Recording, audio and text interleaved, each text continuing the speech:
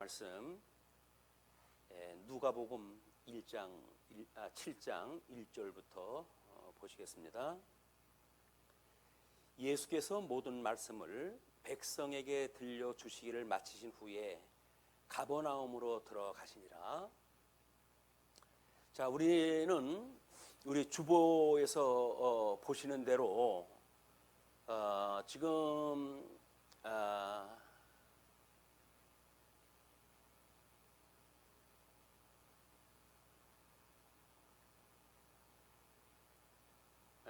주보 보시게 되면 하나님의 의에 대한 증거가 나와져 있는데 그 의의 증거에 대해서 4장서부터 6장까지 우리가 사단의 권세를 통해서 증거하신 내용이라고 이렇게 소개가 됐어요.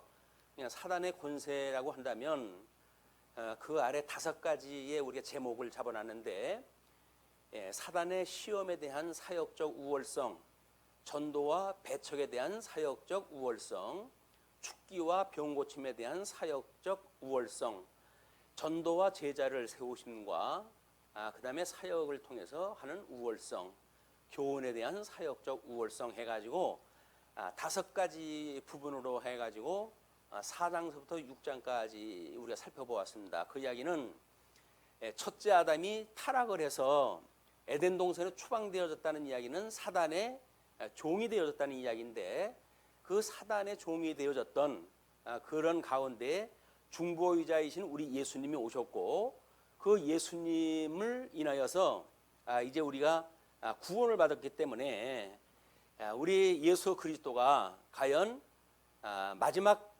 우리 사람 아담으로 오셨다고 소개가 되어지는데, 이 마지막 아담으로 오셨던 그 예수님이 과연 어떠한 우리가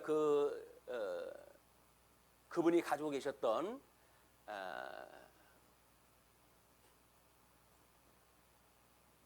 그 사역이 우월한가에 대한 걸 우리가 확인했다 한 겁니다. 그러니까는 사단의 그 권세를 예수님이 우리 하나님께서 에덴 동산에서 이야기하셨듯이 여자의 후손이 뱀의 후손의 머리를 상하게 할 것이고, 뱀의 후손은 여자의 후손의 발뒤꿈치를 물을 것이다 라고 그렇게 언약을 하셨는데, 그 저주대로 이제 예수님이 오셔가지고 사단의 철장 권세로 그의 머리를 상하게 하시기 위해서 사역을 지금 보여주시는 내용이에요. 그렇기 때문에 아직은 사역적 우월성이 소개가 되어져 있고, 이제 십자가에 못 박아 죽으심으로 철장 권세로 사단의 머리를 상해가지고 이기게 하시는데, 그러게 하기 위해서 지금 어떤 사역을 하는가에 대한 걸 우리가 쭉 확인했다 했어요. 그리고 오른쪽에 보시게 되면 우리가 구원의 권세에 대한 권세적 우월성이라고 하는 예수 속죄 사역을 위해 가지고 사망 권세를 어떻게 통치하시는가라고 하는 그런 그 내용은 예수 그리스도의 권세적 우월성을 지금 7장서부터 9장까지 소개가 되어지겠다는 겁니다. 그래서 7장서부터 9장까지 그 내용을 보시기 위해서 일단 우리 7장 1절부터 7장의 내용이 우리 제목을 잡아놓기를 주보에 보시게 되면 한쪽가로 1번으로 해가지고 구원의 권세로 증거한다 이렇게 소개가 됐거든요. 그 구원의 권세가 과연 뭔가, 이거를 우리가 우리 예수 그리스도에 인해서 주어졌던 과연 우리 중보자를 그리스도라고 하였는가, 우리 주보의 전면을 보시게 되면 대요리문답 42번이 소개가 되어져 있어요. 왜 우리의 중보자를 그리스도라 하였는가, 그런 그 이야기인데, 그 답에 대해서 우리의 중보자를 그리스도라 한 것은 낮아지고 높아지신 그의 신분에서 그의 교회의 선지자와 제사장과 왕의 직분을 행하게 하시려고 한량없이 성령으로 기름 부으심을 받고 성별되시어 모든 권세와 능력을 충만히 받으셨기 때문이다. 이거는 우리 주님께서는 지금 하나님 보좌 우편에 계시는데, 우리가 마태복음을 통해 가지고는 그리스도의 지금을 우리가 확인했다 했고, 마가복음을 통해서는 그리스도의 신분을 우리가 확인하다 했어요. 그러면 부활 승천하신 주님께서 이제 주님의 몸된 교회를 통해 가지고 왕직과 제사장과 왕의 직분을 행하게 하셔야 돼요. 누구로 하여금 만인 제사장이 되어진 성도들로 하여금 그런 권세를 주시겠다는 거죠. 예수님께서 우리 마태복음을 공부할 때 이제 내가 너희들에게 권세를 주노니 이제 하늘에서 매면 땅에서도 매일 것이고 이제 하늘에서 우리 땅에서 이제 풀면 하늘에서도 풀릴 거라고 하는 그런 권세를 갖다 주겠다. 너희가 만국 백성들을 제자를 갖다 삼어라. 그래서 세례를 베풀고 그들로 하여금 제자를 삼으라고 약속하다 하셨는데 그 권능이 바로 이런 그 권세입니다. 주님께서 권세를 우리한테 성령 충만함을 주시게 되면 권능을 받고 우리 예루살렘과 온 유대와 사마리아와 땅끝까지 이르러 증인이 되어지는데 그 증인이 되어질 때 성령이 오셔서 권능을 주어야 된다는 이야기입니다.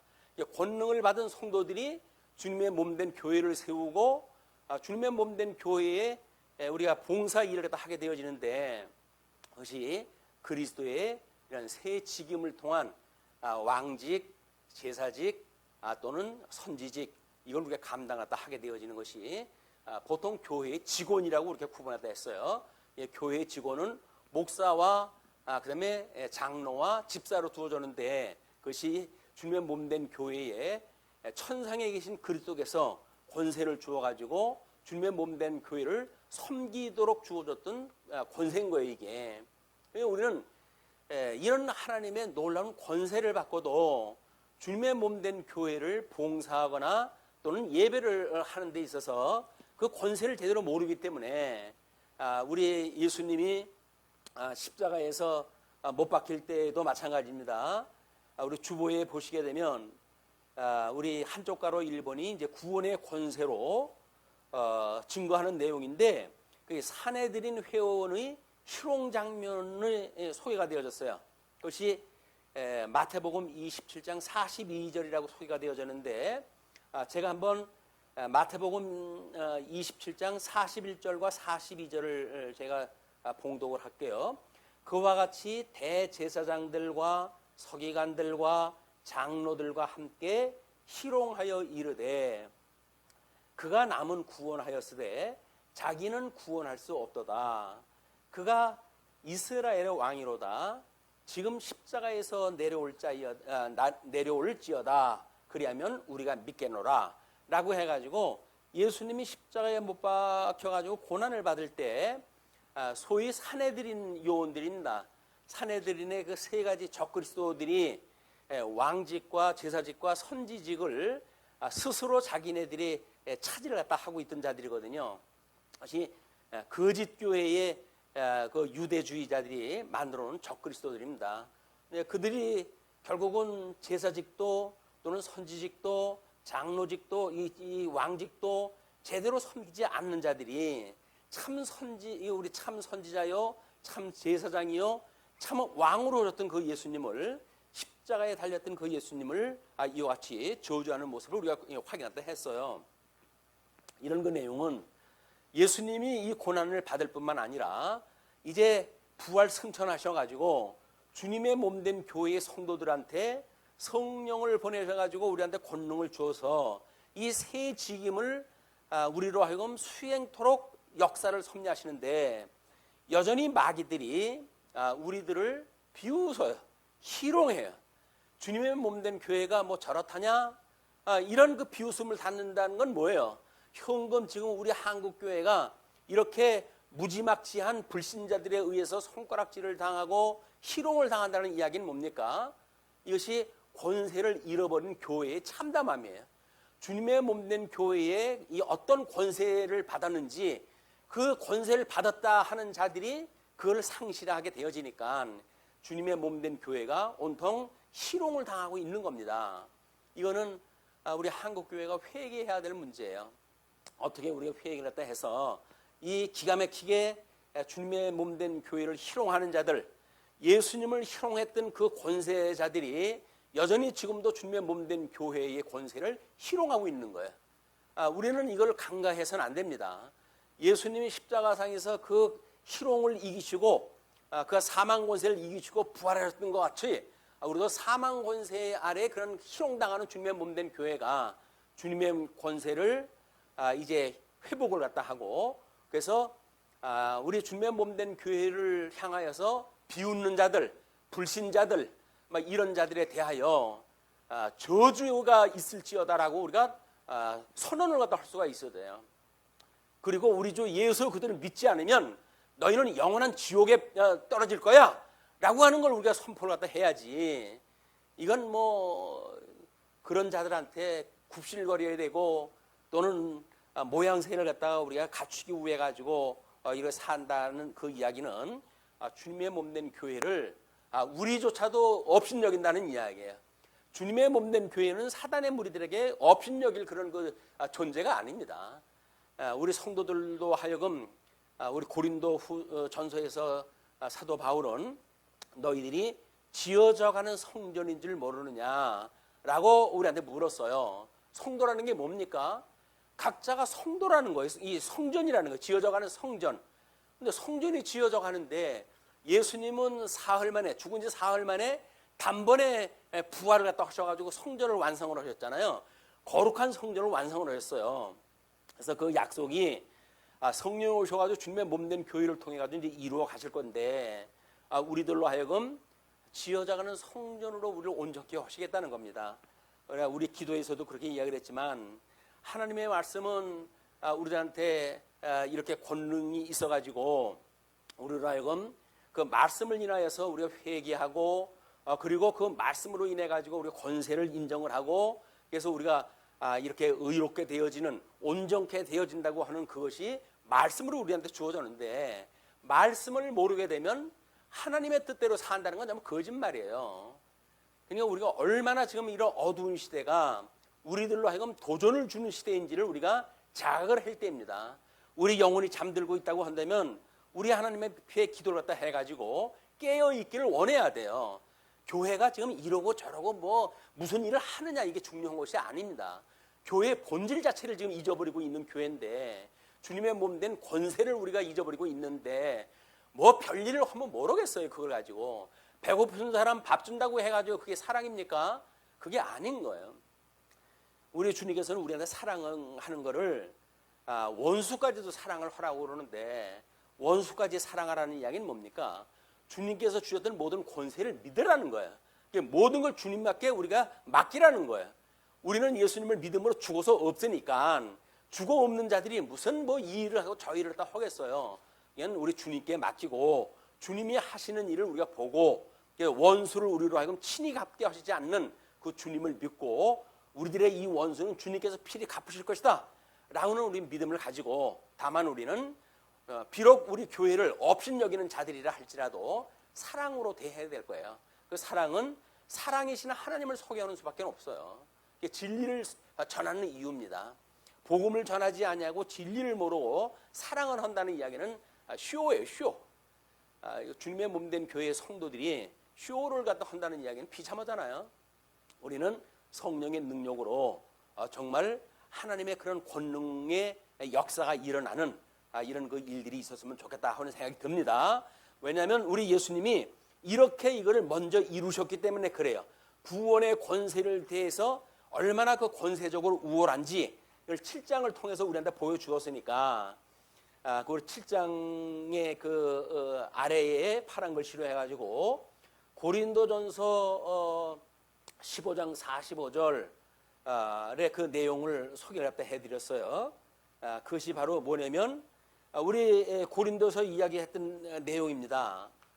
우리 기록된 바 첫사람 아담은 우리들 하면 생명이 되었고 그 다음에 우리 예수님은 살리는 영으로 이 땅에 오셨다고 이야기를 하는 거예요. 살리는 영이라고 하는 이야기는 구원주로 오셨다는 겁니다.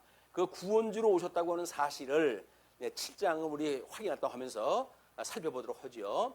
먼저 7장 1절로 10절까지는 백부장의 종을 고치심으로 해가지고 우리가 얼마나 주님이 이 구원의 권세에 대한 권세적 우월성이 있는지 이걸 지금 우리가 확인했다 해갈 거예요.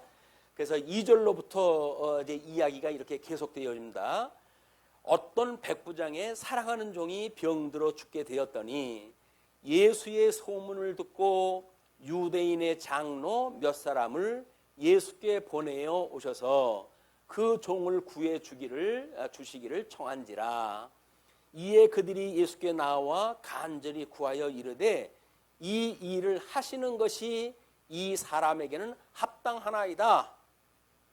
근데 지금 그 유대인들 장로들이 사람을 보내가지고 예수님한테 요청을 하지만은 그 간절히 요청하는 것이 예수님이 이 일을 행하시는데 왜 행해야 되는지 그 이유를 갖다 이야기를 해요. 합당한 이유를. 그것이 5절에 그가 우리 민족을 사랑하고 또한 우리를 위하여 회당을 지었나이다 하니, 그러니까 메시아인 그리스도는 지금 염두에 없어요. 그리고 다만 우리 그 유대 국가, 그때 있었던 그 이스라엘 국가를 이들이 이제 통치를 하고 있는데 우리 민족을 사랑을 갖다 해서 또 우리를 위하여 회당을 짓기도 하고 그랬습니다 라고 하는 걸 이야기를 하죠. 그리고 예수께서 이제 함께 가실새 이에 그 집이 멀지 아니하여 백부장이 벗부를 보내어 이르되 주여 수고하시지 마옵소서.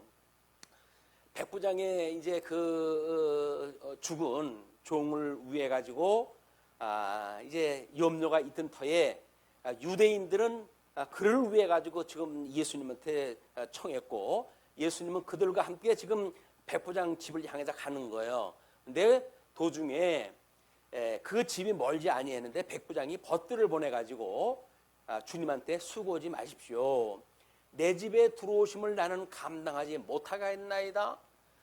이거는 우리가 우리 모세가 시내산에서 율법을 받을 때 또 거룩한 하나님 앞에 설 때 보통 종들이 표현하는 내용이에요.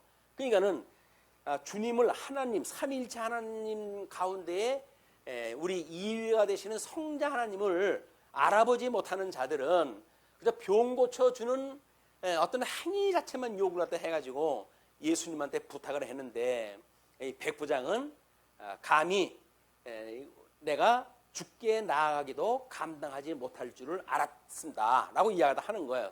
그 이야기는 이미 메시아로 오신 걸 갖다 안 거지요. 그러면서 말씀만 하사 하인을 낳게 하소서, 말씀으로만 해달라는 거예요. 왜?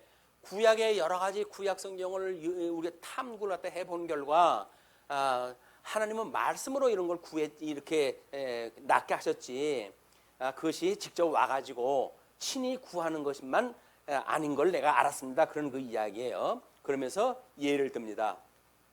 나도 남의 수하에 든 사람이요 내 아래에도 병사가 있으니 이더러 가라 하면 가고 저더러 오라 하면 오고 내 종도로 이것을 하라 하면 하나이다.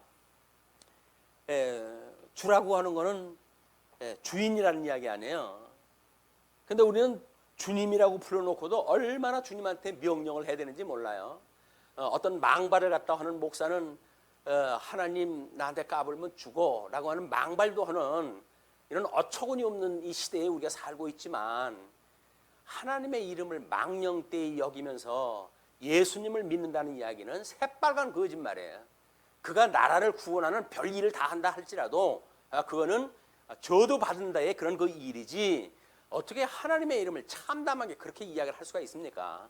그러니까 예수께서 그 말씀을 들으시고 그를 놀랍게 여겨 돌이키사 따르는 무리에게 이르시되, 이 놀랍게 여기신다는 이야기는 예상치 못한 그 답변을 들으셨다는 거예요. 왜? 예수님한테 요청을 했던 유대인들조차도 다 대망 사상에 있는 사람들이거든요. 메시아가 이제 곧 오실 것이다. 기름 부음 받은 자 그 메시아가 오시게 되면 우리로 하여금 이렇게 속박되어져 있는 이런 것으로부터 진정한 자유를 얻게 하실 것이다. 이걸 알고 이제 대망 사상을 가지고 있던 사람들인데 구원주로였던 예수님이 진정한 구원주로 오셨다는 걸 깨닫지 못하고 이제 병이나 고쳐주고 우리 민족을 위해 가지고 뭐 회당을 지었고 선한 일을 갖다 했다고 하는 그 이유로 해가지고 보답하는 형식으로 병을 고쳐달라고 하는 이 어처구니 없는 유대인들, 이 사람들이 사내들인이라고 하는 그런 어떤 조직을 통해 가지고 그때 당시에 유대의 이 지도자적인 종교 행위를, 종교적인 지도자 행위를 갖다 했던 사람들이에요. 이런 사람들이 쳐다보면서 예수님이 이야기하는 겁니다. 내가 너희에게 이르노니 이스라엘 중에서도 이만한 믿음은 만나보지 못하였노라 하시더라. 이만한 믿음이 뭐예요? 예수님 구원주로 오셨던 그리스도 주가 오신다고 한다면 말씀으로 만사가 구원이 이루어진다고 하는 걸 아는 그런 백부장 같은 믿음을 너희들한테는 내가 찾아볼 수가 없다, 그런 거 이야기죠. 그러면서 보내었던 사람들이 집으로 돌아가 보매 종이 이미 나아 있었더라. 예수님은 그 백부장의 요청을 따라가지고 갈 필요가 없죠. 말씀으로 고쳐질 줄 아는 그 백부장을 믿었고 그 믿음을 보시고 주님께서는 거길 갈 필요가 없어요. 그랬더니 보내었던 사람들이 집으로 돌아가는데 종이 이미 나아 있었던 거야. 자, 이것이 우리가 1절로 10절까지 백부장의 이 병을 고침으로 해가지고 구원의 권세에 대한 권세적 우월성을 보여줬던 사건입니다.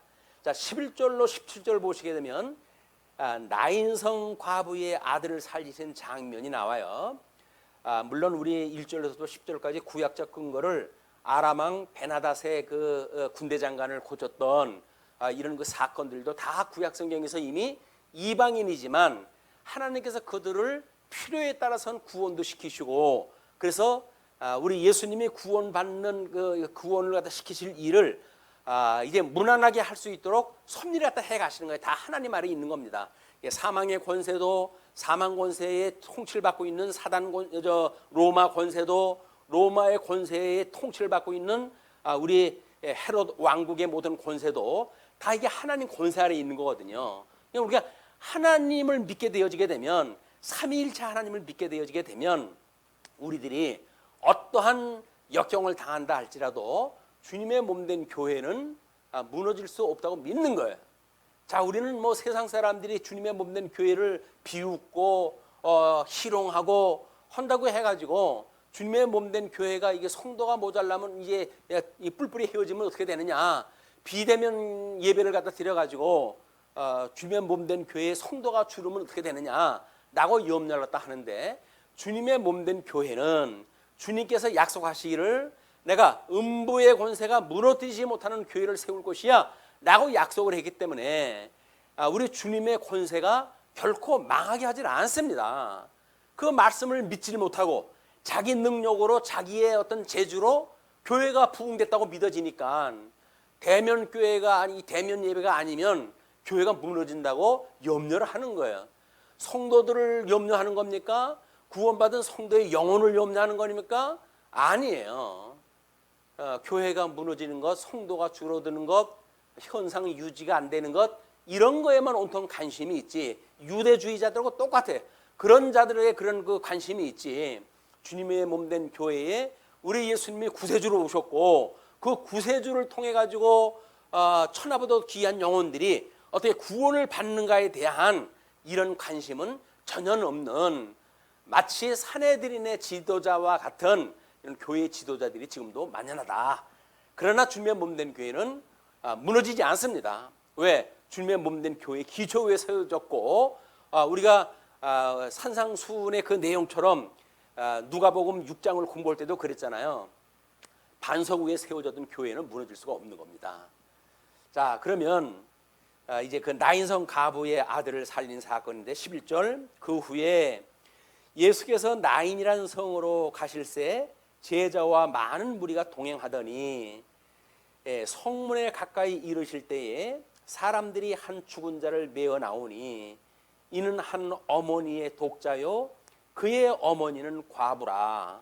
그 성에 많은 사람도 그와 함께 나오거늘 주께서 과부를 보시고 불쌍히 여기사 울지 말라 하시고 가까이 가서 그 관에 손을 대시니 맨 자들이 서는지라.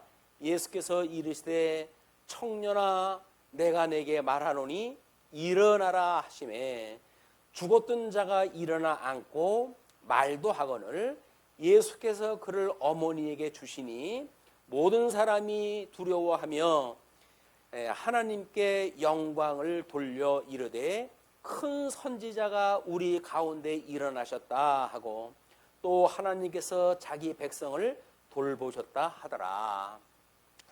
우리는 신명기를 공부할 때 이제 하나님께서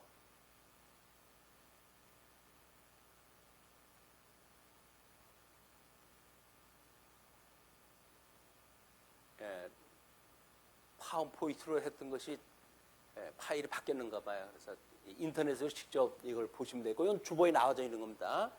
보시고, 그 다음에 이제 예수님이 그렇게 나중에 선지자가 오면 증언이 없는 자는 선지자를 너희들이 믿지 마라 이렇게 이야기를 했다 했어요. 그래서 예수님이 오셔가지고 하시는 모든 일들은 증언이 있어야 돼요. 그래서 우리 주보에 사각 박스 안에다가 신명기 18장 22절 말씀을 소개해드렸어요.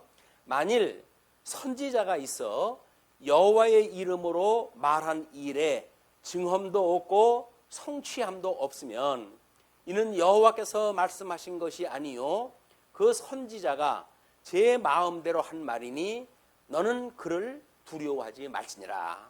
그러니까 예수님이 참 선지자로 오셨다고 한다면 이와 같이 증언이 있어야 되잖아요. 그러니까 말씀으로 해가지고 병자가 낫고 이런 그 일들은 증언을 보여주셔가지고 참 선지자로 이제 주님이 보여주시는 거 아니겠어요? 그러니까 사람들이 그 죽었던 자가 살아남으로 인해 가지고 큰 선지자가 우리 가운데 일어나셨다. 그 이야기는 뭐예요? 구약에 언약되어졌던 메시아가 오셨다. 이제 이렇게 믿는 거죠. 그것이 우리 7장 내용에 구원의 권세로 증거하는 주보의 우리 그 뒷면 보면 아래 그림입니다. 구원의 권세로 증거하는 내용들이에요. 거기를 보게 되면 나인성 과부의 아들을 살리시는 사건이 나오는데 우리 나인성 과부의 아들, 이 과부의 아들이라고 한다면 대를 이어갈 수가 있을까요? 없을까요? 없어요. 그래서 구약적인 그런 의미로 해가지고 생육하고 번성하라 라고 하셨던 주님께서는 대를 이어가는 여러 가지 방식을 주시고 그래서 대를 이어가도록 했습니다.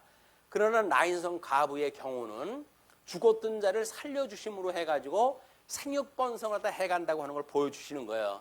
우리가 아까도 주님의 몸된 교회는 무너지지 않는다라고 이야기를 했지만 생육하고 번성하라고 하셨던 주님의 말씀은 예수님으로 인하여서 여전히 생육번성하는 영적으로 해가지고 생육번성하는 성도들이 생겨지고 그 예수님을 믿는 성도들에 의해 가지고 주님의 몸된 교회가 지금 만들어가는 것이기 때문에 우리 주님의 몸된 교회는 결코 무너지지 않는다. 그 권세를 우리 주님께서 붙들고 계시다는 거야. 그래서 우리가 예수 그리스도를 믿는 거예요. 예수님을 믿는다는 이야기입니다. 그래서 우리는 대한예수교 장로회라고 하는 그 이야기는 예수님을 믿는 사람들의 이야기예요. 예수님을 믿는 사람들의 집단이 장로교회를 갖다 지금 이루고 있다. 그런 그 이야기이기 때문에 주님의 몸된 교회를 우리는 죽었던 영혼이 살아나는 거 아니에요. 그러면 이때 당시에 예수님은 죽었던 나인성 과부의 아들을 살리셨지만 우리들은 어떤 체험을 했나요? 예수님이 오셔가지고 죽었던 우리를 살리셨잖아요. 우리 에베소 2장 1절에 죽었던 우리를 살리셨도다 라고 이야기를 합니다. 그럼 우리 죽었던 사람들이 살아난 거예요. 그래서 우리가 예수님과 함께 죽고 예수님과 함께 살아났어요 라고 하는 것이 우리 세례 받는데 세례 문답으로 주는 거 아닙니까? 세례라는 것이 예수님과 함께 죽고 예수님과 함께 살았다는 이야기니까 이 세상에 육적으로 살아가던 모든 일들은 이미 예수님 안에서 죽고 이제는 새로운 피조물로 그래서 새로운 영혼이 중생이 되어져 가지고 새로운 생명으로 살아간다는 이야기거든요. 새로운 생명으로 살아간다고 하는 성도의 정체성을 잊어버리게 되면 그렇게 되면 성도의 삶을 사는 것이 아니라 그냥 종교인으로서 교인으로서의 생활밖에 못하는 거예요. 난 교회 나가는 사람이야. 교회 나가가지고 뭘 어떻게 하겠다고요? 정말 예수님과 한 몸이 되어졌는가, 연합되어졌는가, 예수님과 한 몸이 되어졌는가, 그래서 그 안에서 우리가 아름다운 교제를 나누는가, 예수님이 하나님을 사랑했던 것 같이 우리를 보고 너희 이웃을 사랑하라고 그러는데 과연 우리가 그렇게 사랑을 갖다 하는가? 그것이 아니라고 한다면 전부 우리는 거짓말 선도예요. 거짓말 성도. 거짓말 성도가 뭐예요? 교인이라는 이야기예요. 교인. 주일날이면 교회당 와가지고 예배 드리니까 교인이라고 자처할지는 모르겠지만 진정한 성도라고 한다면 우리는 예수님의 명령의 말씀이 우리 말씀의 운동으로 해서 드러나게끔 되어져 있어요. 그걸 말씀의 운동이라고 그러고 또는 우리 믿음의 열매라고 그러고 성령의 열매라고 그런다. 그런 그 열매가 없는 이런 삶을 살면서도 아무런 양심의 가책을 받지 않는다. 그거는 회개해야 됩니다. 하나님의 말씀은 성령의 감동으로 되어진 거로 해가지고 책망과 우리로 하여금 그 교훈과 책망과 바르게 함과 의로 교육에게 합당하잖아요. 말씀을 듣고 책망을 안 받는다는 이야기는 뭐예요? 살아있는 영혼이 아니라 죽은 상태로 듣고 있다는 얘기예요. 살아있는 영으로 들어야 이 말씀을 듣고 주님의 몸된 교회를 이렇게 지금 사랑해가지고 인도해 가고 계시구나. 주님께서 지금도 중보자로서 하나님 우편에서 우리를 위해 가지고 이렇게 중보기도를 하고 계시는구나. 이걸 믿고 살아가는 거 아니겠어요? 그걸 믿고 살아가는 것이 예수님을 믿는다는 이야기입니다.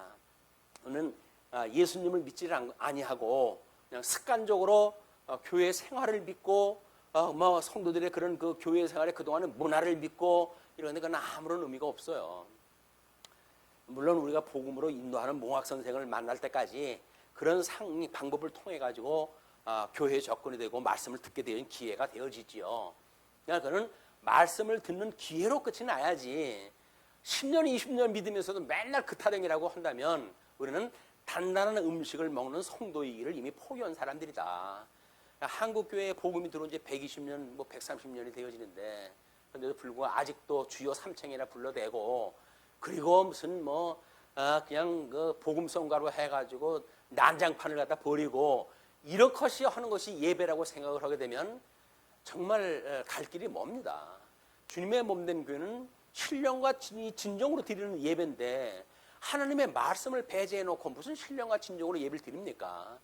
우리가 그 하나님의 말씀을 이렇게 묵상하는 일, 1시간 정도를 끊임없이 예배를 갖다 드리면서 성경 전체를 통전적으로 상고하는 일, 이런 것은 우리에게 이 시대에게 주어진 복입니다. 이 생명의 말씀을 들려주신 주님의 복이에요. 그 복을 인해서 우리가 얼마나 행복한지를 우리가 이제 깨닫고 그리고 현금 이런 사회적인 이상한 현상에 대해서 이것이 정말 사랑하는 자와 미워하는 자를 주님께서 분별하시는 심판의 역사로구나. 이걸 우리가 살펴볼 수가 있었으면 좋겠습니다. 자, 그렇게 해서 이제 주께서 그 과부의 아들을 살리는데 과부를 보시고 불쌍히 여겨요. 그러면서 울지 말라고 합니다. 그래서 우리가 이런 사랑의 공감대를 갖는다는 이야기는 사도 바울이 로마서에서도 이야기를 하지만 예수님을 믿는다는 이야기는 뭡니까? 공감을 한다는 거예요. 공감이 뭐예요? 우는 자와 함께 울라는 겁니다. 사랑을 한다고 해서 배고픈 사람 보고 그 일 좀 해가지고 좀 잘 좀 돈 좀 벌지 돈이 없어가지고 밥을 굶냐 라고 말하는 싸가지 없는 얘기를 또 한다는 이야기는 사랑이 없는 사람들의 이야기예요. 우리는 수족이 멀쩡해가지고 돈을 벌 수가 있다고 생각이 들지요. 돈을 못 버는 사람들은 그냥 게을러가지고 돈을 못 번다고 생각이 들지요. 우리의 생각 세계까지 주장하시는 분이 누굽니까? 하나님이에요. 그렇기 때문에 우리들이 열심히 일할 수 있는 거는 누가 그렇게 열심히 일하게 하신다고요? 주님께서 주시는 은혜 가운데 이게 가능한 거예요. 그런데 나는 부지런해서 먹고 살고 저 사람은 게을러가지고 굶고 있고 이렇게 이분법적으로 논한다고 한다면 그건 우는 자와 함께 우는 자세가 아닙니다. 우리 말씀을 몰라가지고 때로는 그런 연약한 자들이 있어요. 그런 자들을 우리가 무조건 정죄했다 한다는 이야기 또 뭡니까? 그것도 마찬가지예요. 말씀이 몰라가지고 그들이 그런 어려움을 겪고 있다고 한다면 말씀을 그들에게 전해줘야 될 그런 마음이 생겨야 될 거 아니겠어요? 근데 말씀을 전할 생각은 안 하고 그렇게 그런 예수를 갖다 믿느냐 이런 걸로 일축하는 것도 마찬가지 이야기입니다. 그래서 지금 우리가 어떤 것이 옳으냐 그러냐라고 하는 그런 문제가 그걸로만 끝나가지고는 안 돼요. 거기서 과연 옳은 길로 간다는 길은 무엇이고 그것이 의의 길로 우리가 간다는 것을 깨달았을 때 비로소 이런 말씀을 통해 주님께서 생명의 주인이 아닙니까? 생명으로 오셨던 분 아니에요. 그러면 손을 대가지고 그냥 낫게 한 거예요. 손을 대가 낫게 했는데 죽었던 우리를 살려주셨다고 하는 그거를 우리는 믿지를 못하잖아요. 그걸 믿지 못한다는 건 이걸 믿지 못한다는 이야기나 똑같습니다. 이 예수님이 관에 손을 대시니 맨 자들이 서는지라 예수께서 이르시되 청년아 내게 말하노니 일어나라. 우리 보고 뭐라 그랬어요? 죽었던 우리들에게 예수님을 믿게 되어지게 되면 죽었던 너희들에게 내가 새 생명을 줄 것이야. 새 생명을 준다고 했던 걸 주님께서는 뭘로 말씀하셨어요? 성경을 통해서 말씀하셨어요. 성경을 통해 가지고 그 성경을 우리가 듣고 깨닫고 하면서 죽었던 나를 살려주셨구나 라고 하는 구원의 감격을 우리가 받게 되어진 거란 말이에요. 그러니까 그 죽었던 자가 일어나서 뭐래요? 죽었던 자가 일어나 앉고 말도 하거늘 예수께서 그를 어머니에게 주시니 모든 사람이 두려워하며 하나님께 영광을 돌려 이르되 영광을 돌렸어요. 영광을 돌렸어요.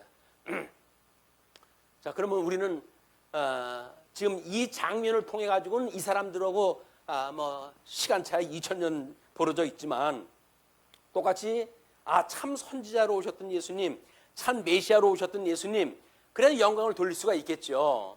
그래가지고 우리 예수님의 지상 사역에 국한되어진 그런 믿음으로만 우리가 멈추게 되면 소위 말해서 기독론적 믿음이라고 이렇게 이야기를 하는 겁니다. 우리는 교회론적 믿음까지도 이것이 우리가 믿음의 그 영역을 넓혀야 돼요. 그게 뭡니까? 예수님이 오셔가지고 우리를 살리셨어. 그래서 나로 하여금 주님의 몸된 교회의 이론이 되게 하셨어. 그 이야기예요. 몸된 교회, 머리가 되신 예수님께서 주님의 몸된 교회의 이론이 되게 하셨어. 그 이야기예요. 우리 주님의 몸된 교회의 이론이 되어졌다는 이야기는 어마어마한 사건입니다. 우리 주님의 몸된 교회에 우리가 하나의 지체로 지금 우리가 구성원으로 주님의 몸된 교회 생활을 한다. 그 이야기는 어마어마한 일이에요. 이게 능력이. 그런 주님의 영광을 우리가 어떻게 돌립니까? 그 우리 일거수일투족 늘 우리가 말씀이 모자라 가지고 죄를 범하고 그럼에도 불구하고 끊임없이 우리를 위해서 영원무궁토록 하나님 보좌 우편에서 중보기도를 다 하시고 우리를 위해서 영원한 구원에 이르도록 하시는 그 주님의 역사를 보십니까? 그렇다고 한다면 오늘도 우리는 그 영광, 구원의 영광을 찬양을 해야 되는 거예요. 구원의 영광을 찬양을 해야 되는 거예요. 구원을 다 받았다고 해가지고 딴짓하면 안 되는 거죠. 구원을 받기는 뭘 다 받습니까? 싹수가 노란 사람들인데. 근데 정말 우리 주님 무너뜨리지 않는다고 했으니 주님께서 우리로 하여금 하나님께서 우리 예수님께 맡긴 자 하나도 이제 놓치지 않는다고 했으니 저를 꼭 붙들고 주님 나라 갈 때까지 제 손을 놓지 말아주세요 라고 우리가 고백할 때 해야 되는 거야. 그게 우리 믿음의 일입니다. 주님께서 어떻게 해가시는 믿는 그런 믿음으로 해가지고 그 믿음이 우리 교회 생활 끝날 때까지 주님의 몸된 교회 생활이라고 하는 것이 겨우 우리가 이렇게 유형교회라고 하는 것이 있어요. 눈에 보이는 유형교회. 유형교회로만 끝나게 되면 어떻게 돼요? 그렇게 되면 예배를 지금 눈으로 보이는 데서 드리느냐 안 드리느냐 이걸 가지고 옥신각신을 할 수밖에 없는 거야. 근데 주님 우리 성경에서는 어떤 교회를 이야기를 해요? 무형교회도 이야기를 하거든요. 무형교회는 뭐예요? 이렇게 눈으로 보이지 않는 교회란 말이에요. 눈으로 보이지 않는 교회는 뭐예요? 아니 거리가 떨어졌다고 해가지고 우리 성도의 교제가 끝납니까? 아니죠. 근데 이런 걸 구분을 갖다 하지 못하게 되면 유형교회적인 성도 그걸로 우리는 제한되고 만다. 거기 제한이 되어지니까 우리가 몸소 어떻게 예배를 드리느냐, 대면 예배냐, 비대면 예배냐 이걸 가지고 뭐 이렇게 정부에 대해서 이러고 저러고 이해하다 하는데 그분들을 우리 우에 가지고 지금 열심히 이러는 분들 아니에요. 그럼 그분들을 위해서 우리가 기도를 하다 해야지요. 세상 권세 잡은 자들에게도 우리가 권세 잡은 자를 기도를 하다 하라는데 왜? 우리를 위해서 그 사람들 하나님께 다 쓰시는 종들이거든요. 그렇다고 한다면 우리는 기도를 하다 해야 돼요. 무형교회의 성도로서 비록 성도 간에 이렇게 거리는 떨어져 가지고 영상으로 우리가 예배를 드리고 있지만 이거는 신령한 우리 하나님 앞에 드리는 영적 예배인 거예요. 영적 예배. 이렇게 이런 그 비대면과 대면을 초월할 수 있는 이런 신앙의 그릇을 가지고 주님의 몸된 교회를 섬기는 성도였으면 좋겠습니다. 자, 세 번째 문단이에요. 18절로 23절 요한의 제자들에게 그리스도임을 증거하는 내용입니다. 18절 요한의 제자들이 이 모든 일을 그에게 알리니 요한이 그 제자 중 둘을 불러 주께 보내어 이르되 오실 그이가 당신이 오니까 우리가 다른 일을 기다리오리까 하라 하매. 자, 이 문제가 생겼어요. 요한의 제자들이 보니까 뭐 예수라고 하는 그 인물 요한이 세례를 베풀었던 사람인데 그 사람이 온통 세상을 다니면서 이렇게 그냥 병든 사람을 살리고 그다음에 죽었던 사람을 살리고 병든 사람을 구원했다 하고 귀신을 내쫓고 하는 역사가 막 일어나고 있잖아요. 이것이 자기 선생님 요한보다도 더한 일들이 벌어지고 있는 거예요. 그러니까 이제 자기 선생님한테 가서 이야기를 했어요.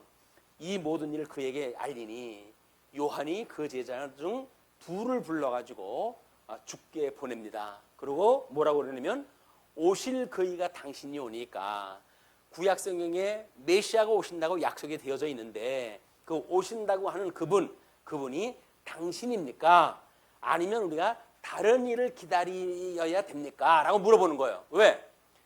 요한이 생각을 했을 적에는 기름 부음 받은 자가 오게 되면 뭔가 획기적인 일이 벌어질 줄 알았거든요.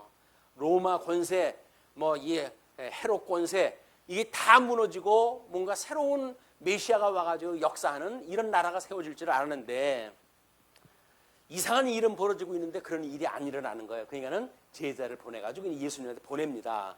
그러니까 그들이 예수께 나와 이르되 세례 요한이 우리를 보내어 당신께 여쭈어 보라고 하기를 오실 그이가 당신이 오니까 우리가 다른 일을 기다리오리까 하더이다.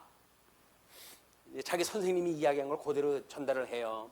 마침 그때에 예수께서 질병과 고통과 및 악기 들린 자를 많이 고치시며 또 많은 맹인을 보게 하신지라. 예수께서 대답하여 이르시되 너희가 가서 보고 들은 것을 요한에게 알리되 맹인이 보며 못 걷는 사람이 걸으며 나병 환자가 깨끗함을 받으며 귀먹은 사람이 들으며 죽은 자가 살아나며 가난한 자에게 복음이 전파된다 하라 라고 이야기했다 해요. 근데 이 일들이 지금 우리 18절부터 23절까지 지금 구원의 권세로 그걸 한다 그러지 않았어요? 이것이 이사야서를 통해서 보게 되면 수많은 약속들이 그 약속이 되어져 있는 거예요. 선지서에서 수없는 약속들이 이루어진 겁니다. 그 약속이 지금 이루어졌는데 그를 모세 오경은 통틀어 가지고 이제 선지 참 기름 부음 받은 자 모세와 같은 그와 같은 선지자라고 이렇게 이야기를 해요. 그라고 하는 것이 이 대명사인데 그 대명사를 바로 모세와 같은 제사장 선지자라고 지금 이야기를 하는 겁니다. 그래서 모세와 같이 기름 부음 받은 자가 오게 되면 그는 이렇게 권능을 가지고 이제 오게 되어지기 때문에 표징이 보인다는 거예요. 그런데 그 표징이 증언, 뭐가 언약대로 이루어지는 역사가 있게 되어지고 그러는데 그것이 안 이루어지게 되면 가짜니까 두려워하지도 말라. 우리 아까 한번 읽었지요, 그 성경을. 지금 그렇게 이야기를 하는 거야.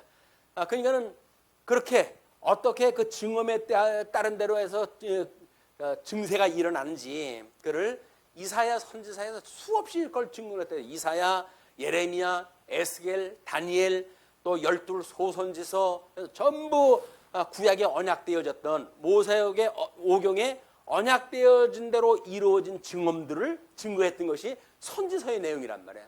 그 선지서의 내용을 보니까 그야말로 정말 구원의 권세에 대한 그 권세적 우월성을 예수님이 친히 와가지고 이루어지는 걸 보여주는 그런 그 모습을 우리가 볼 수가 있습니다. 그렇기 때문에 23절 그걸 이렇게 이야기를 해요. 누구든지 나로 말미암아 실족하지 아니하는 자는 복이 있도다 하시니라. 자, 우리는 예배 드릴 때마다 시편 1편을 묵상을 합니다. 왜? 복 있는 자에 대한 이야기니까. 물론 구약성경 그 시편 1편은 오실 메시아에 대한 언약시예요. 그 언약시니까 그 언약시가 예수님으로 와가지고 이루어졌단 말이에요. 그 이루어진 걸 통해 가지고 우리는 우리 예수님이 어떻게 복 있는 자인지 또 우리를 어떻게 구원하시는지 그걸 구약성경을 통해서 끊임없이 묵상을 하는 거예요. 이제 그 구약성경의 시편 1편은 직접적으로 우리한테 대한 게 아닙니다. 구약성경을 읽고 우리는 가끔 우리들한테 직접적으로 이렇게 해석을 하는데 그렇게 되어지는 게 아니에요. 모든 구약성경은 오실 예수님에 대해서 예표적으로 모형과 그림자적으로 설명이 되어진 거 언약되어진 내용이지 우리한테 개인적으로 이루어지는 게 아니에요. 그러니까 구약성경을 잘못 공부하게 되면 우리 뭐 찬송을 부를 적에도 마찬가지입니다. 거기에 전부 구약성경의 그런 중요한 요절을 가지고 가사를 갖다 만들고 그래가지고 우리가 이제 찬송을 부르고 그러잖아요. 근데 그렇지 않아요. 구약성경에 대한 것은 예수님에 대한 언약시기 때문에 예수님이 와가지고 이루어졌던 성취되어진 걸 증거물로 삼아가지고 우리가 이 노랫말도 부르고 이렇게 해야지 그걸 그냥 터무니없이 우리 거로 이야기하면 안 된다. 자, 그러면 우리 이제 그렇게 해가지고 복이 있다 이렇게 이야기를 했잖아요. 우리가 주기도문을 갖다 할 때마다 뭐라 그래요? 우리를 시험에 들게 하지 마시옵고 우리 복 있는 자로 주님 앞에 부름을 받았다고 한다면 시험이 들어가지고 아유 예수 믿는 거 별거 아니네 라고 실족하면 어떻게 되는 거예요? 예수님을 안 믿어버려. 이제 예수님 다 쓸데없어. 뭐 세상이 이렇게 되어지고 교회가 이런 걸 보니까 뭘 예수님을 믿어 라고 해가지고 뭐 가나안 교회가 만들어지고 뭐 가나안 성도가 만들어지고 이렇게 되어지는 거는 실족당하는 거. 우리는 그들을 위해서 기도해야 됩니다. 말씀을 모르기 때문에 당장 일어난 어떤 현상을 보고 예수님을 믿지 않는다든지 이렇게 되어진 것은 성경의 몰 이해로부터 나타나는 현상이다. 성경을 우리가 충분히 묵상을 하게 되면 간혹은 그렇게 우리가 실족할 수도 있겠죠. 그러나 주님을 우리가 예수님을 생명의 구주로 믿는 한 결코 무너지지 않는다고 그랬잖아요. 그럼 우리는 그 예수님으로 인해서 구원을 받지 이렇게 시험을 대가지고 실족되지를 않는다. 그래서 지금 누구든지 나로 말미암아 실족하지 않은 자는 복이 있도다. 6장에서 복 있는 자임을 예수님께 쭉 설명을 했어요. 그 설명하신 대로 복 있는 자는 실족하지 않는다는 거예요. 뭐 현상을 보고 뭐 교인 성도들 간에 싸움이 났다. 뭐 그렇게 해가지고 아유 나 교회 안 다닐 거야. 뭐 다니거나 말거나 그건 자기 맘이겠지만 그게 실족하는 거는 바로 이렇게 시험에 들게 되어지는 거고 그거야말로 하나님 앞에 회개하고 돌아올 일이지 현상을 자기 기준으로 해가지고 나는 옳고 너는 틀려 그렇기 때문에 네가 있는 한 나는 교회를 떠날 거야 라고 하는 말은 맞지 않는 거예요. 다 다른 사람끼리 모여가지고 예수님을 믿는 겁니다. 자, 그 다음에 이제 24절로부터 35절까지 세례 요한을 통해서 자신을 증거하셔요. 그 세례 요한을 통해서 하는 일이 이 이야기입니다. 요한이 보낸 자가 떠난 후에 이제 요한이 보낸 자는 뭐 선생님한테 가서 그 얘기를 했겠죠. 그러면 세례 요한이 메시아가 오면 이런 현상이 일어난다고 그랬는데 그러면 이분이 메시아가 맞구나. 다른 사람을 기다릴 것이 아니로구나. 그러면 자기가 오해했던 그런 그 역사적 해석도 주님이 신령한 모습으로 이뤄가실 거를 믿을 거예요. 구원의 역사가 있을 겁니다. 근데 그 내용을 우리가 이 뒷부분에서도 확인이 필요한 거예요. 왜냐하면 요한이 보낸 자가 떠난 후에 예수께서 무리에게 요한에 대하여 말씀하시되 너희가 무엇을 보려고 광야에 나갔더냐? 바람에 흔들리는 갈대냐? 그러면 너희가 무엇을 보려고 나갔더냐? 부드러운 옷 입은 사람이냐? 보라, 화려한 옷을 입은 사치하게 지내는 자는 왕궁에 있느니라. 요한이 있었던 곳이 지금 광야거든요. 그 광야에 사람들이 세례를 받으려고 뭐 물밀듯이 밀려갔었잖아요. 과거에 이 한국도 마찬가지입니다. 처음 복음의 역사가 일어날 때 신비주의 역사로 해가지고 뭐 한강에 천막 쪄놓고 그냥 뭐 불받아라 해가지고 난리치게 되면 엄청난 일들이 벌어진 거예요. 방언의 역사가 일어난다고 해가지고 그냥 물밀듯이 밀려나간 것이 바로 한국교회의 신비주의 역사입니다. 그렇기 때문에 신비적인 현상에 휘몰린다는 게 얼마나 위험한 건지 몰라요. 소위 그 우리 기독교에 기도파라고 하는 그런 그 권사님들에 의해 가지고 이단 교파의 교주하고 연결되어진 거를 교회사를 통해서 확인해 보셨나요? 제가 소개했던 그런 교회사가 있었는데 그렇습니다. 기도 부대라고 해가지고 함부로 기도하고 자기도 알지도 못하는 기도를 갖다 하다가 보게 되면 마귀가 들어가지고 엉뚱한 교주를 만들어내고 이단 교파를 만들어내는 그런 역할을 하고 마는 겁니다. 자, 그런데 그러면 너희가 무엇을 보려고 나갔더냐? 선지자냐? 옳다. 내가 너희에게 이르노니 선지자보다도 훌륭한 자니라. 그들이 세례 요한을 보러 갔는데 그걸 선지자라고 믿고 갔단 말이에요. 그렇게 했는데 선지자보다도 훌륭한 자다. 기록된 바 보라 내가 내 사자를 내 앞에 보내노니 그가 내 앞에서 내 길을 준비하리라 한 것이 이 사람에 대한 말씀이라. 이 말라기에서 3장 1절에 이미 약속이 되어져 있던 인물이에요. 그거를 예수님 그리스도 앞에서 보내가지고 그리스도의 앞길을 준비하는 자로 보냈는데 사자를 보내겠다고 했는데 그 사자가 바로 세례 요한이라는 겁니다. 그렇기 때문에 내가 너희에게 말하노니 여자가 낳은 자 중에 요한보다 큰 자가 없다. 그 이야기는 뭐예요? 여자가 낳은 자라고 한다면 우리 저주받은 이후에 모든 인류가 다 포함되어지는 거거든요. 그때 우리 아벨로서부터 우리 바가랴의 아들 사가랴에 이르기까지 전부 순교되어진 선지자로 소개가 되어지는데 다 여자가 낳은 선지자들이거든요. 근데 이 사람들은 그냥 하나님 앞에 계시를 받고 그냥 계시만 전했던 사람들이에요. 그런데 세례 요한은 하나님이 보냈던 선지자를 본 사람이에요. 그에게 세례를 베푼 사람이에요. 그냥 여자가 낳은 자 중에는 제일 크다는 거예요. 그게 예수님을 바로 봤던 그런 사람이기 때문에. 그러나 하나님의 나라에서는 극히 작은 자라도 그보다 크니라 하시니 그 이야기는 뭐예요? 여자가 낳은 자 중에 제일 큰 자인데 주님의 몸된 교회에서는 극히 작은 자라도 그보다 크다. 그 이야기는 뭐예요? 교회는 이미 예수님의 십자가의 죽으심과 부활을 믿은 사람들이 들어가는 데 아니에요. 그걸 부름을 받은 사람들 아니에요. 우리 아까 끊임없이 이야기를 했어요. 그러니까 예수님의 죽으심과 부활을 믿고 그 믿은 사람들이 교회의 일원이 되어졌고 주님의 몸된 교회 성도로 살아가게 되어지니까 그 교회에서 가장 작은 자, 저는 이제 예수 믿기 시작했어요. 그래서 예수님을 잘 몰라요. 이런 자라 할지라도 예수님을 죽은 자 가운데서 부활하시고 사망 권세를 이기시고 부활하셨고 사흘 만에 그가 승천하셔서 모든 제사장직을 완성을 하신 분이다 라고 하는 걸 믿는 사람들이 지금 교회의 일원이 되어졌기 때문에 그 교회에서는 극히 작은 자라도 그보다 크니다 라고 이야기를 하는 거예요.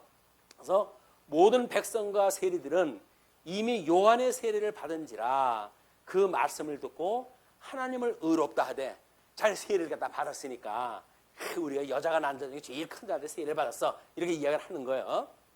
이 사람들이 바리새인과 율법 교사들은 그의 세례를 받지 아니하므로 그들 자신을 위한 하나님의 뜻을 저버리니라. 그래서 하나님의 뜻이 뭔지를 갖다 모르니까 이제 그거 예수님의 이야기도 못 알아먹고 우리 세례 요한의 이야기도 못 알아먹고 이렇게 되어지는 거예요. 자, 그런데 비유하건대 아이들이 장터에 앉아 서로 불러 이르되 우리가 너희를 향하여 피리를 불어도 너희가 춤추지 않고 우리가 곡하여도 너희가 울지 아니하였다 함과 같다. 그때 있었던 속담이에요. 그 속담에 장터에 아이들이 뭐 소꿉장난을 하게 되면 거기서 뭐 피리 부는 자가 흉내를 내게 되면 그걸 곡을 하는 자는 또 곡을 하는 것처럼 해서 흉내를 내야 될 거 아니겠어요. 근데 장난을 갖다 하는데 그런 그 비유대로 되질 않는 거예요. 그래서 우리가 곡하여도 너희가 울지 아니하였다 함과 같다. 세례 요한이 와서 떡도 먹지 아니하며 포도주도 마시지 아니하며 너희 말이 귀신이 들렸다 하더니 인자가 와서 먹고 마심에 너희 말이 보라, 먹기를 탐하고 포도주를 즐기는 사람이요 세리와 죄인의 친구로다 하니 지혜는 자기의 모든 자녀로 인하여 옳다함을 얻느니라. 지혜, 하나님께서 우리에게 지혜를 주셨다. 그건 복 있는 자로 인정을 해주셨다는데 그것은 자기의 모든 자녀로 인하여 옳다함을 받는다는 거야. 세례 요한의 제자라든지 예수님의 제자라든지 이렇게 아주 복음을 받아들인 자는 그 선생에 의해서 복음을 받아들였기 때문에 옳다함을 인정이 되어지는 것이다.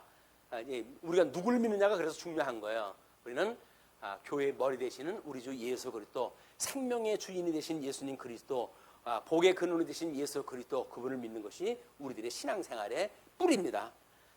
그래서 이제 36절로부터 50절까지 죄 많은 여인의 향유 부음과 죄를 사하시는 이 사건을 소개를 갖다 해요.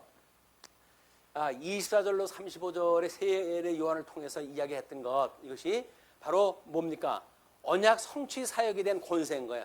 언약대로 만사를 이루어 가시는 그리스도의 사역에 대한 것을 나열함으로 해가지고 얼마나 언약대로 이루어 가시는지에 대한 내용을 좀 소개를 했다. 그래서 우리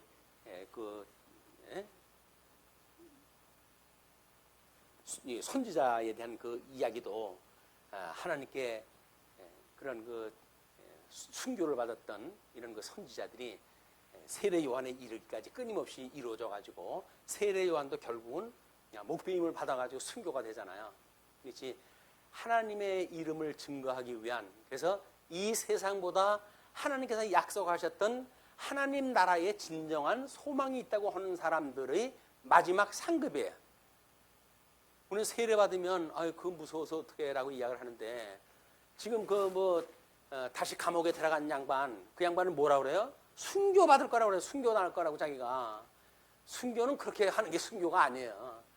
그거는 그냥 자기가 그냥 자기 위에서 살다가 죽는 거지. 그런 죽음은 세상에 흔하고 흔한 겁니다. 주를 위한 이 순교라는 이야기는 뭐예요? 주님께 모든 영광을 돌리는 일이래요. 그래서 주님의 몸된 교회의 선지자로서 그런 사역을 위해 가지고 저 좋은 하나님 나라가 있기 때문에 우리가 순교를 갖다 감수를 갖다 하는 것이지. 이 땅이 좋아가지고 이 땅을 개벽을 시켜가지고 살 거면 그럼 순교하면 안 되지. 더 개벽을 시켜야지 왜 순교를 갖다 해요. 말이 맞지 않는 거예요. 자, 근데 이제 그 36절에서부터의 이야기, 죄 많은 여인의 향유부음이라 그랬어요. 그 다음에 사죄하심에 대한 이야기입니다. 한 바리새인이 예수께 자기와 함께 잡수시기를 청하니 이에 바리새인의 집에 들어가 앉으셨을 때에 그 동네에 죄를 지은 한 여자가 있어 예수께서 바리새인의 집에 앉아 계심을 알고 향유 담은 옥합을 가지고 와서 예수의 뒤로 그 발 곁에 서서 울며 눈물로 그 발을 적시고 자기 머리털로 닦고 그 발을 입맞추고 향유를 부으니 예수를 청한 바리새인이 그것을 보고 마음에 이르되 이 사람이 만일 선지자라면 자기를 만지는 이 여자가 누구며 어떠한 자 곧 죄인인 줄 알았으리라 하거늘. 예수님을 초청을 했어요. 초청을 갖다 했는데 이제 초청했던 그 예수님이 죄인 여자에 대한 그 반응이 어떻게 될 건지를 지금 이제 노리고 있는 이런 그 모습이 보여요. 그러니까 이미 예수님을 모신 그 저희에 순전한 마음이 없는 거예요. 시험에 들게 하기 위해 가지고 이렇게 했던 그 모습을 보게 됩니다. 그래서 우리가 순전한 마음을 가지고 예수님을 믿는다는 이야기는 다른 사람을 뭐 이렇게 음해하거나 시기하거나 미워하거나 질투하거나 뭐 올무를 놓거나 함정을 파놓고 뭐 보거나 이런 일을 갖다 하는 것이 아니라고 그러잖아요. 하나님을 사랑하는 그 사람은 예수님을 사랑하고 예수님을 사랑하는 사람은 예수님의 지체를 사랑하고 지체를 사랑한다는 이야기는 원수까지도 사랑하는 것이다. 그래서 하나님이 다 해가실 것을 믿는 거예요. 언약대로 만사를 이뤄갈 걸 믿는 거예요. 그러므로 다만 그거를 안타깝게 생각을 해서 기도를 갖다 하고 이렇게 하지, 그걸 비난하고 뭐 잘못했다고 나서가지고 정죄하고 이런 그 일이 아니다. 자, 이제 예수께서 그 마음보를 갖다 아시고 대답하여 이르시되 시몬아 내가 내게 이를 말이 있다 하시니 그가 이르되 선생님 말씀하소서 이야기를 합니다. 이르시되 빚 주는 사람에게 빚진 자가 둘이 있어 하나는 500데나리온을 줬고 하나는 50데나리온을 줬는데 갚을 것이 없으므로 둘 다 탕감하여 주었으니 둘 중에 누가 그를 더 사랑하겠느냐? 라고 한번 예시를 갖다 이제 제시를 갖다 했어요. 그랬더니 시몬이 넙죽 대답은 잘합니다. 시몬이 대답하여 이르되 내 생각에는 많이 탕감함을 받은 자니이다. 이르시되 내 판이 옳다다 하시고, 일반 계시적으로 상식적인 예를 들 텐데 상식적인 예를 갖다 내가 문제를 낸다 대답해봐 라고 했더니 상식적인 예 대답을 갖다 했어요. 판단이 옳다고 이야기를 했어요. 근데 그 여자를 돌아보시며 시몬에게 이르시되 이 여자를 보느냐? 내가 내 집에 들어올 때 너는 내게 발을 씻을 물도 주지 아니하였으되 이 여자는 눈물로 내 발을 적시고 그 머리털로 닦았으며 너는 내게 입 맞추지도 아니하였으되 그는 내가 들어올 때로부터 내 발에 입 맞추기를 그치지 아니하였으며 너는 내 머리에 감람유를 붓지 아니하였으되 그는 향유를 내 발에 부었느니라. 무슨 얘기예요? 보통 유대인이 손님을 접대를 갖다 하려면 어떻게 해야 된다는 거예요? 손님을 맞이했을 때 여기서 여인이 했듯이 거기에 발 씻으는 갖다 물을 갖다 주고, 그리고 뿐만 아니라 그에게 그 머리에 기름을 바르게 하고, 그리고 그의 입을 맞추고, 이거 환영 인사를 갖다 해야 되는데 예수님을 요청을 갖다 이렇게 청을 갖다 해놓고는 그런 기본적인 상식적인 인사가 생략돼 버린 거예요. 상식적인 거 질문을 하니까 대답은 넙죽넙죽 잘하잖아요. 근데 예수님한테 대해서는 그렇게 했어요, 안 했어요? 안 했잖아요. 그걸 가지고 이제 예수님께서 하시는 거예요. 너는 내 머리에 감람유도 붓지 아니하였으되 그는 향유를 내 발에 부었느니라. 이러므로 내가 내게 말하노니 그의 많은 죄가 사하여 졌도다. 지금 이 사람은 500데나리온 빚진 자 같이 많은 죄가 사죄를 받았기 때문에 지금 이렇게 눈물을 흘리고 나한테 이런 대접을 하는 거야. 너희는 50데나리온 빚진 자처럼 뭐 까짓거 뭐 이렇게 해가지고 나를 우습게 여겼지. 그렇기 때문에 이 여자가 더 많은 죄를 갖다 지금 사함을 받은 거야. 이는 그의 사랑함이 많음이라. 사함을 받은 일이 적은 자는 적게 사랑하느니라. 그러니까 우리가 뭐예요? 이웃을 사랑하라고 그랬는데 그 사람이 우리들한테 사랑하라고 했던 그 대상이 우리들의 눈꼴에 아주 시게 행위를 갖다 했어요. 그럼 어떻게 해야 돼요? 그러면 에이 예수 믿는 게 뭐겠다고요. 이렇게 해가지고 그래 싫은 소리 갖다 했어요. 그런데 우리 우리 디도서 2장을 보게 되면 사도 바울이 디도한테 그렇게 이야기를 합니다. 디도야, 우리들이 예수님 믿기 전에 우리도 다 그러고 살지 않았니? 우리가 말할 수 없는 죄인으로 살았어. 한없는 하나님의 은혜를 따라가지고 우리가 구원을 받았고 너나 나같이 이렇게 사역자로 부름을 받아 일을 했다 하니까 그들을 사랑하다 해라 이렇게 이야기합니다. 사랑이라고 하는 그 이야기는 우리가 구속받은 것만큼 우리가 은혜가 나올 수밖에 없는 거야. 그러니까 우리가 우리에게 죄진 자를 사하여 준 것처럼 우리를 사하여 주옵시고, 다른 사람 죄진 것도 용서를 다 안 해주고, 그리고 우리 죄를 용서해달라는 이야기는 이미 기도의 자격 요건 상실이에요. 우리가 주님을 사랑한다는 이야기는 주님을 사랑하는 성도도 사랑한다는 이야기고, 그렇기 때문에 우리는 우리들에게 죄진 자 끊임없이 사랑을 갖다 해줘야 돼. 용서해줘야 돼. 다 용서를 갖다 해줘야 돼. 받는 거 없이 용서해 주냐고요? 우리는 뭐 받아가지고 줄 거 주고 구원받았나요? 예수님한테 구원받을 때 생짜로 구원으로 받았으면서 다른 사람한테 뭘 요구를 합니까? 자기 마음에 들게끔 하라고요? 자기 말하는 대로 하라고요? 그래야 축복을 하겠다고요? 그러면 안 되는 거예요. 여기서 지금 예수님이 그걸 지적을 하는 거예요. 구원을 많이 받는다는 이야기는 구원에 대한 은혜가 감격이 많다는 이야기는 뭡니까? 죄 사함에 받았던 감격이 크다는 이야기예요. 그러니 이제 이 여자에게 이르시되 내 죄의 사함을 받았느니라 하시니, 여자가 메시아가 오면 나의 이 끊임없는 죄를 갖다 용서해 준다고 하셨는데, 약속을 했는데 이분이 소문을 보니까는 그분이라고 그러던데 이분이 그랬으면 좋겠다 싶어가지고 지금 그런 회개에 입맞춤을 갖다 하고 기름 부음을 붓고 때로는 그 예수님을 영접을 하고 그랬단 말이에요. 그렇게 했다고 했으니까 예수님을 영접을 한 거예요. 예수님을 메시아로 영접을 했단 말이에요.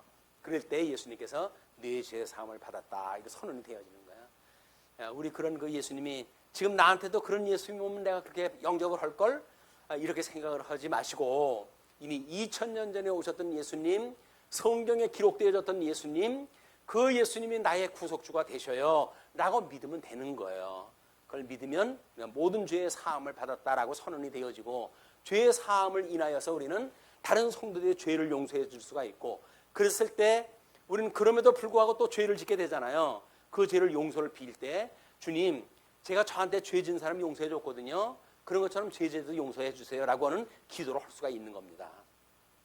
자, 이에 우리 이르시되 내 죄 사함을 받으니라 하시니니 함께 앉아 있는 자들의 속으로 말하되 이가 누구이기에 죄도 사하는가 하더라. 누군지도 몰라요. 누군지도 모르고 그냥 요청을 갖다 한 거야. 초청을 한 거예요. 뿐만 아니라 우리는 지금 예수님 믿는다 그러는데 예수님을 알고 믿습니까? 잘 몰라요. 그러니까 성경을 공부해야 되는 거예요. 성경을 공부를 해서 우리를 위해서 십자가에 못 박아 그 돌아가셨던 예수님이 어떠한 분인지를 우리가 공부를 했다 해야 알게 되어지고 그분에 의해서 우리가 시험에 들지 않고 우리 육신의 장막 벗어버릴 때까지 끊임없이 이분을 위하여 이분을 인하여 행복하고 이분을 위하여 우리가 이게 충성하고 살아가는 성도들의 삶이 되어진다. 예수께서 여자에게 이르시되 내 믿음이 너를 구원하였으니 평안히 가라 하시니라. 그 믿음은 누가 준 거예요? 주님께서 주신 거예요. 주님께서 주신 그 믿음을 보고 주님께서 내가 내 믿음이 너를 구원하였으니 평안히 가라고 이야기를 합니다. 그 여인은 지금 죄 사함을 받고 평안히 인생을 살았을까요? 아니면 여전히 죄 가운데 고민을 하며 살았을까요? 그 여자는 한없는 은혜의 영광을 참여하며 살아갔을 거예요. 예수님이 돌아가셨을 때 제일 먼저 뛰어갔을지도 몰라요. 예수님이 돌아갔을 때 그 무덤에 새벽에 제일 먼저 뛰어갔을지도 몰라요. 이것이 구원받은 사람들의 일인 겁니다. 우리 주님 다시 온다고 약속이 됐어요. 주님 오신다고 그럴 때 제일 먼저 우리가 부활로 몸의 변화를 받고 주님을 맞이하러 올라가는 이런 축복이 우리한테 있었으면 좋겠습니다. 말씀을 줄이죠. 기도하시겠습니다. 지금도 살아계셔서 만사와 만물을 주관하시는 하나님 아버지시여, 하나님의 능력과 신성을 찬양하고 경배하나이다. 오늘도 빛 가운데로 인도하사 말씀을 붙들고 예배게 하시오니 감사합니다. 성경을 오해하여 자유주의자를 롤모델로 삼는 교계 지도자들 인해 주님의 몸된 교회가 심한 수치를 당하고 있나이다.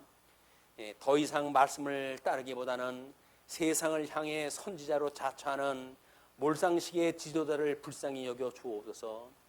이미 죄짐을 벗고 믿음의 세계를 허락해 주셨는데도 아직도 죄의 종로로 타는 미련함을 용서하옵소서. 저들이 무엇을 행하는지 모르나이다. 예수님의 칭호는 경배하기 위해 부르기를 포기한 채 다만 사람들에게 주목받기 위한 구호가 되었나이다. 이스라엘을 위해 7,000명의 종을 남겨주셨듯이 지금도 그러하시기를 믿고 기도하나이다. 복음의 중심지인 대한민국을 은혜로 붙드사 코로나19 사태의 대책에 대해 우수한 나라로 삼아주심을 감사하나이다. 말씀의 중심에 둔 강남노예와 말씀운동 서원교회를 선한 일꾼 삼으셨으니 감당할 수 있는 권능을 주옵소서. 진리인식의 주관자이신 성령님의 충만함을 허락하여 주옵소서. 성령의 은혜로 성경을 바로 알게 하옵소서. 선물로 성경대로 믿는 믿음을 주사 감당하게 하옵소서. 주로 말미암는 열매로 맺게 하사 성경대로 살 수 있게 하옵소서. 이 시대를 위해 말씀운동 서원교를 쓰시기 위해 그동안 훈련을 받게 하시고 진리로 인도해 주신 여호와 하나님이시여, 부족하기만 한 종들을 더욱 어두운 가운데서 깨어있게 하옵소서. 말씀을 중심으로 역사를 섭리하신 하나님께서 생명의 말씀을 붙들고 있는 종들을 어여쁘게 여겨 주옵소서. 열악한 환경 가운데서도 오직 말씀만을 붙들고 살아가게 하옵소서. 이념을 생명보다 중하게 여기는 자들로 인해 성도에게 짐을 지고 있는 동역자를 볼 수 있게 하옵소서. 이기주의적인 생각을 내려놓게 하옵소서. 속히 치료제와 백신을 개발하게 하여 하나님의 진노로부터 풀어 주옵소서. 성도를 공격하는 짐승과 음녀 권세를 하감하옵시고 이들을 멸하여 주옵소서. 한 주간도 하나님의 은혜 가운데 심령의 평강을 누리게 하여 주옵소서. 우리 구주 예수 그리스도의 이름으로 기도하옵나이다. 아멘.